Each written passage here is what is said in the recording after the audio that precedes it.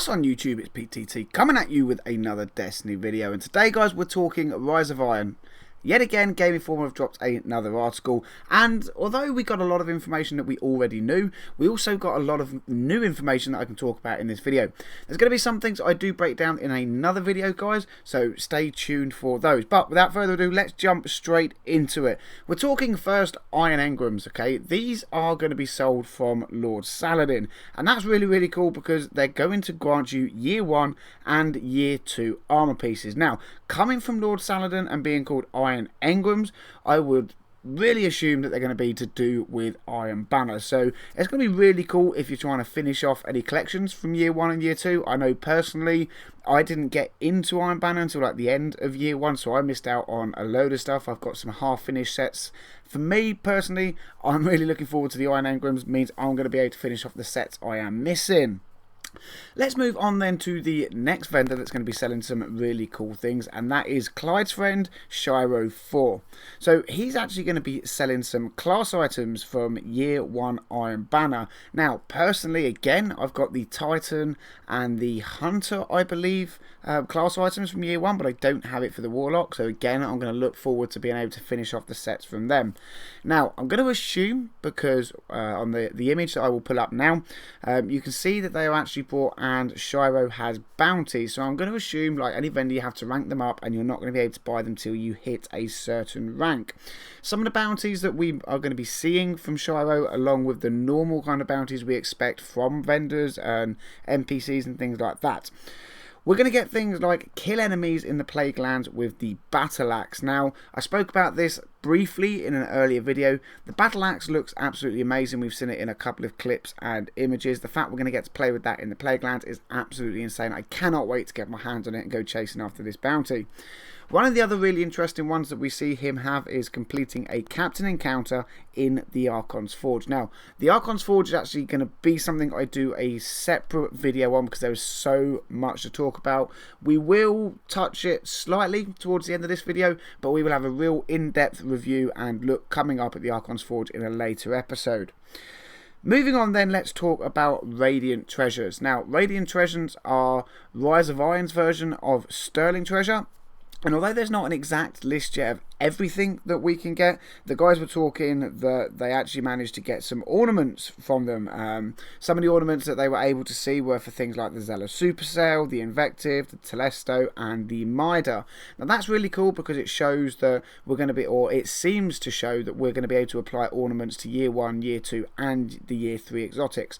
Again, we're going to have to wait for more information to actually confirm how many weapons, whether it's all of them, whether it's a select few, but I would think the way Bungie are talking, we've given us kind of more free range on how we play with our characters and how we customize them. I would expect to see it on all weapons. So how do you get Radiant Treasure then? Well, similar to Sterling Treasure, you will be able to acquire them from completing in-game content, but you will also be able to get them via microtransactions. I know microtransactions are still one of them things people are kind of on the fence about, but the fact that everything out of the Radiant Treasures is going to be cosmetic only, I don't really see too much of an issue in it, even though I don't personally like them. What else then is going to be coming on kind of while we're talking about microtransactions? Let's talk about the other things we're going to get from Eververse. We're going to get some new emotes. This is kind of standard. We're used to this with updates and DLC. I probably won't buy any unless they've got something stupidly cool, like the Colton Dance or the Thriller Dance. I think they're the only two I've actually ever bought for microtransactions. But yeah, they're there if you want to get them.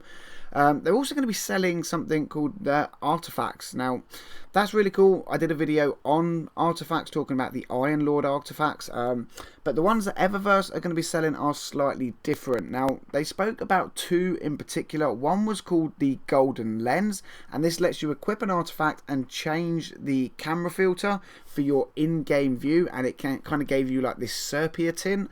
And another one they talked about was one that actually gave you a blue tint. Now, for content creators, people that like to make videos, I think that's really cool. I would like to see that they drop elsewhere. You know, I'd hate to see that if you are a content creator, or you know, you want to make your Destiny films, clips, movies, montages, whatever it is, you would have to buy them from Eververse. I think that's a little bit unfair. So I would hope that they are droppable as well in the normal Radiant Treasure. But again, we're going to have to wait for more information to find out, guys. Next thing worth talking about then from the article is hidden fragments, okay? Now, hidden fragments are going to be hidden in the Plagueland, and they're basically Rise of Iron's version of calcified fragment. Now, I want to actually pull up a quote here, guys. Some of those are tied to the new Galahorn questline, but it also ties back to your Rise of Iron record book completion. Now, people are kind of, again, already talking social media, Twitter, Facebook, things like that about the whole calcified fragment, getting the Galahorn. Is it going to be like you've got to collect them all? Are they going to be in the raid? I think it's a safe assumption, guys, that we're going to find some in the hard mode raid, the normal mode raid, and in challenge mode. I believe they're going to be scattered through the Plaguelands and things like that. I don't think the Galahorn quest is actually going to be too severe. I think it might be get like 10 or 15 of them. I think they will tie it to the quest line for those that are open to everybody, which, you know, everyone can go on patrol and go around the Plaguelands. I don't think they would tie it to a quest line that is, say, in the raid or challenge mode or something like that, because it would be very, very hard for people to obtain. And let's be honest, guys, everyone's going to want to take the Galahorn into the new raid, so I would assume we will be able to acquire it very early on. Talking of the Galahorn then, a nice little segue here, and again, I want to kind of take a quote out of the Game Informer article. It would be a shame to skip the Galahorn quest and the new story missions connected to getting it. People should absolutely do the quest regardless. A couple of the new Galahorn missions go to established PvP zones like Bannerfall and Skyshock. Now, for me, I think that's really, really cool, guys. I'm loving the fact we're going to kind of get a PvE environment in everything we know from the Crucible. I know a lot of people are obviously going to have pre-ordered Rise of Iron so they can get the Iron Galahorn, which we know is back and she's in black. Looks really, really cool. But I'm still going to do my quest line and get my standard white one as well. I highly recommend you guys do. From what everyone's spoken about and some of the pictures we've seen from some of the Galahorn missions, it looks really, really cool. Let's move on then to a couple of last things. I said we would touch on this slightly, and that is Archons Forge. So Archons Forge is going to be bigger than the Court of Oryx, but smaller than the Prison of Elders. It was compared to Gears of War Horde mode in the article. Basically, you have to fend off a load of waves of fallen enemy. There's a really cool risk and reward feature that I, again, will cover in the in-depth look at it. But yeah, it looks like a really, really cool area. I can see myself spending a lot of time in there. I would highly recommend, guys, that you check around the channel. Stay tuned for the Archons Forge video, because I'm going to take a real in-depth look at it. There's so much to talk about. I think it warrants its own video, but super, super hyped for it, okay? Really, really hyped. I can't kind of get that across enough. Right, let's move on then, guys, to the last thing. They touched on skeleton keys in the article. Now, skeleton keys are really cool. They're basically going to relate to strikes and strike-specific loot. But again, this is something I actually think would be better covered in its own video. So stay tuned for it.